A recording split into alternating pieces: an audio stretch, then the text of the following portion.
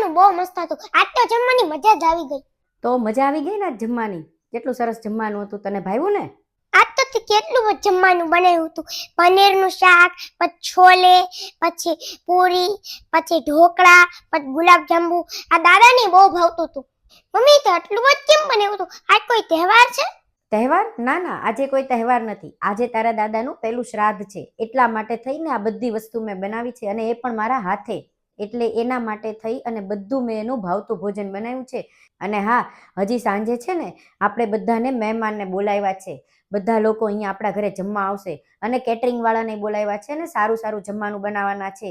એટલે આખો દિવસ તું આમ તેમ નો આટા મારતો, અહીંયા જ રહેજે. હમણાં બધા મહેમાન આવવાના ચાલુ થઈ જશે, અને સાંજે બધા અહીંયા જ જમવાના છે. અને સાંજે તો આનાથી પણ સરસ મજાનું જમવાનું બનાવ્યું છે. મમ્મી શ્રાદ્ધ એટલું શ્રાદ્ધ મને નથી ખબર. શ્રાદ્ધમાં શું કરવાનું હોય? અરે શ્રાદ્ધના દિવસે એટલા માટે આ બધું બનાવવામાં આવે છે કે ભગવાનને પણ ભોગ ધરાવવાનો હોય છે. ભગવાનને ભોગ ધરાવી અને પછી આપણા જે દાદા હોય અથવા તો કોઈ પણ પૂર્વજ હોય ને, જે ન હોય આ દુનિયામાં, તો એના પણ આપણે ભોગ ધરાવવાનો હોય છે. અને એના માટે એની ભાવતી વસ્તુ બનાવવાની હોય છે. એટલા માટે મેં આજે એની ભાવતી વસ્તુ બનાવી હતી. એને પનીરનું શાક ભાવે છે, છોલે ભાવે છે, ગુલાબજાંબુ ભાવે છે. આ બધી વસ્તુ મેં એના માટે બનાવી અને એને ભોગ ધરાવ્યો છે, જેથી કરીને એ આરામથી જમી શકે અને એનું પેટ ભરાઈ જાય, તો એના સુધી પહોંચી જાય અને એ પણ ખુશ થાય. કેમ દાદાને શ્રાદ્ધ છે? શ્રાદ્ધમાં આટલું બધું બનાવવાનું હોય? શ્રાદ્ધમાં જે ન હોય આપણે એનું ભાવતું ભોજન બનાવવાનું હોય, હે ને? જે ગુજરી ગયા હોય એનો શ્રાદ્ધ હોય, હે ને? અને શ્રાદ્ધમાં એનું ભાવતું જમવાનું બનાવવાનું હોય, હે ને? આ બધું જમવાનું દાદાને ખૂબ ભાવતું હતું. આજ દાદાને શ્રાદ્ધ છે એટલે જ આટલું બધું જમવાનું બનાવ્યું હતું એના માટે, હે ને?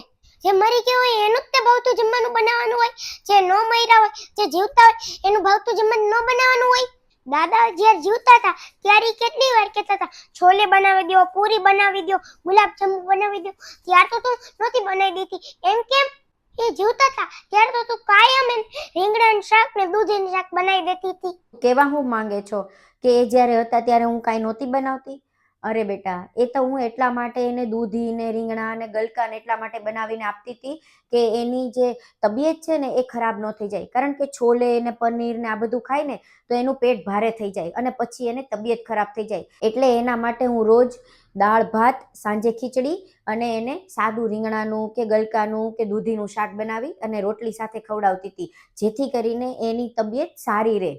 તું કે છો આવું બધું ખાઈએ તો તબિયત ન સારી રહે, અને ભૂખ્યા રહીએ તો તબિયત સારી રહે? તું જે બનાવી દેતી હતી એમાં તો એ ભૂખ્યા રહેતા હતા. માંડ માંડ એક રોટલી ખાતા હતા.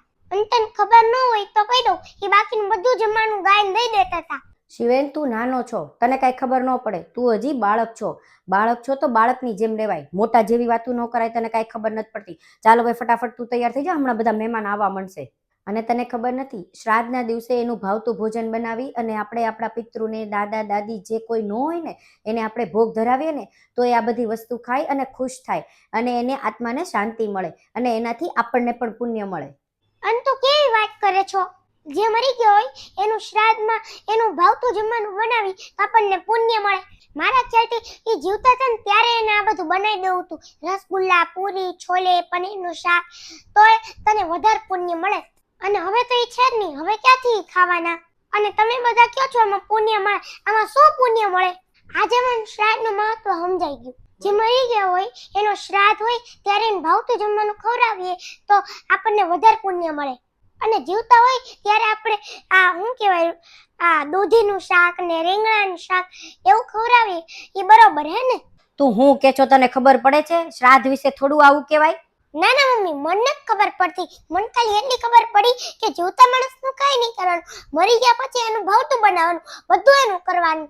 અને મરી જઈ પછી થોડી જોવા આવવાના છે કે તમે શું કરો છો. એની કરતા તે જીવતા હોય ને ત્યારે તેની કિંમત કરી લેવાય અને એનું બધું ભાવતું કરી દેવાય અને એને સેવા કરાય. મરી જાય પછી શું મતલબ છે એની સેવા કરવાનો? હવે મેં એક વસ્તુ નક્કી કરી છે. કઈ વસ્તુ? તું જે કહીશ ને પછી હું તારું કાંઈ નહીં માનું. તું ગઢી થઈ જઈશ ને પછી હું તારી કાંઈ સેવા નહીં કરું. અને તું પણ મરી જઈશ ને ત્યારે હું તારું ભાવતું જમવાનું બનાવી દઈશ. પછી તું આવીશ ને એને ખાવા. મેં જ્યારે જીવતા હોય ને ત્યારે એની સેવા કરાય, પણ મરી ગયા પછી નો સેવા કરાય.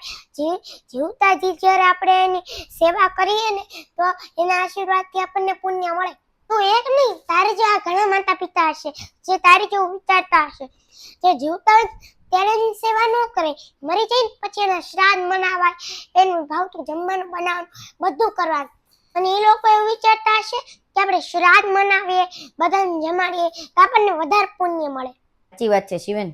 હું તો ઠીક, મારી જેવા તો ઘણા હશે જે આવું જ વિચારે છે. એટલે તો જ્યારે જીવતા માતા પિતા હોય ને ત્યારે એની કિંમત નથી થતી. ત્યારે આપણને એવું લાગે છે કે એ આપણા ઉપર બોજ છે અને આપણે બધું એને કરી દેવું પડશે, આપણે બધી વસ્તુ બનાવી દેવી પડશે અને આપણો ટાઈમ એમાં ને એમાં જશે ને આપણને એ હેરાન કરે છે. પછી જ્યારે મરી જાય ને ત્યારે આપણને એવું થાય છે કે આપણે એના શ્રાદ્ધ મનાવીએ, બધાને જમાડીએ તો આપણને પુણ્ય મળે. પણ આ વસ્તુ તો ખોટી છે. મરી જાય પછી શ્રાદ્ધ મનાવવાથી પુણ્ય મળે એવું કોણે કીધું? એની કરતાં તો જીવતા હોય ત્યારે જ એની સેવા કરી લઈએ. જીવતા હોય ત્યારે સેવા કરીએ તો એના આશીર્વાદ મળે અને એના આશીર્વાદથી કદાચ આપણને પુણ્ય વધારે મળે. પણ હું ખોટી હતી અને મેં મારી જિંદગીમાં બહુ મોટી ભૂલ કરી કે તારા દાદા જ્યારે જીવતા હતા ને ત્યારે મેં એનું ભાવતું ભોજન ન બનાવ્યું, પણ હંમેશા મેં એને ખરાબ જ જમવાનું આપ્યું. ત્યારે હું એવું વિચારતી હતી કે એના સ્વાસ્થ્ય માટે છે. એની ખુશી તો એમાં હતી કે જે એને ભાવતું હોય એવું જમવાનું એને મળે. સાચી વાત છે શિવેન.